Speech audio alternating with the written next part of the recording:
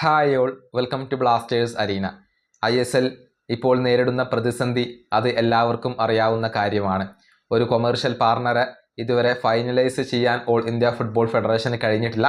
ഇതുമായി ബന്ധപ്പെട്ടുകൊണ്ട് ആശിഷ് നേഗി ഒന്ന് രണ്ട് അപ്ഡേറ്റുകളൊക്കെ നൽകിയിരുന്നു. അതായത് ഇന്നലെ രാവിലെയും വൈകിട്ടുമായി ഓൾ ഇന്ത്യ ഫുട്ബോൾ ഫെഡറേഷന്റെ പ്രസിഡന്റായ കല്യാൺ ചൗബയെ ISL ക്ലബ്ബുകളുടെ ഉടമസ്ഥർ മീറ്റ് ചെയ്തു എന്നാണ് ആശിഷ് നേഗി പറഞ്ഞിട്ടുള്ളത്. യോഗം സംഘടിപ്പിച്ചിരുന്നു. പക്ഷേ ഈ യോഗത്തിൽ ഒന്നും തന്നെ നടന്നിട്ടില്ല, അതല്ലെങ്കിൽ കാര്യമായ പുരോഗതികൾ ഒന്നും ഉണ്ടായിട്ടില്ല എന്നാണ് ആശിഷ് നേഗി റിപ്പോർട്ട് ചെയ്തിട്ടുള്ളത്. മാത്രമല്ല, ഓൾ ഇന്ത്യ ഫുട്ബോൾ ഫെഡറേഷന്റെ ഒരു നിർണായകമായ മീറ്റിംഗ് ഇന്ന് നടക്കുന്നുണ്ട്.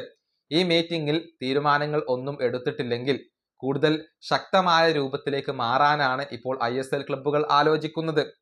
ഒരു കത്ത്, തങ്ങളുടെ നിലപാട് അറിയിച്ചുകൊണ്ടുള്ള ഒരു കത്ത് അവർ ഫെഡറേഷന് അയക്കും.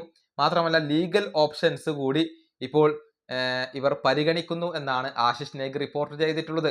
അതായത് നിയമപരമായ വശങ്ങളാണ് ISL ക്ലബ്ബുകൾ ഇപ്പോൾ പരതുന്നത്. അതായത് ഓൾ ഇന്ത്യ ഫുട്ബോൾ ഫെഡറേഷനെതിരെ കേസ് നൽകാനുള്ള ഒരുക്കത്തിലാണ് ഇപ്പോൾ ISL ക്ലബ്ബുകൾ ഉള്ളത്.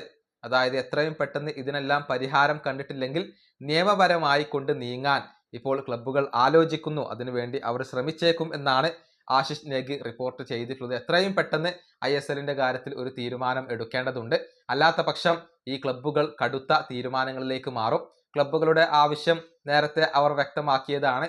ഒരു മോഡൽ അവർ ഫെഡറേഷന് മുന്നിൽ അവതരിപ്പിച്ചിരുന്നു. പ്രീമിയർ ലീഗ് മാതൃകയിൽ ക്ലബ്ബുകൾ തന്നെ ലീഗ് നടത്തിക്കൊണ്ടു പോകുന്ന ഒരു മോഡൽ അവർ അവതരിപ്പിച്ചിരുന്നു.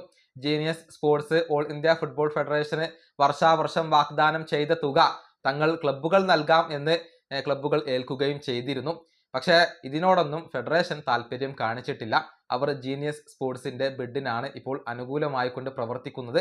ജീനിയസിന്റെ ബിഡിന്റെ പ്രശ്നം എന്തെന്നാൽ ക്ലബ്ബുകൾക്ക് കാര്യമായ നേട്ടങ്ങൾ ഒന്നും ഇല്ല എന്നുള്ളതാണ്. ക്ലബ്ബുകൾ നഷ്ടത്തോടു കൂടി പ്രവർത്തിക്കേണ്ടി വരും. അതുകൊണ്ടാണ് ഇപ്പോൾ ക്ലബ്ബുകൾ അതിനെതിരെ എതിർപ്പുമായി രംഗത്ത് വന്നിട്ടുള്ളത്. ഈ വീഡിയോ അവസാനിപ്പിക്കുന്നു. അടുത്തൊരു വീണ്ടും കാണാം.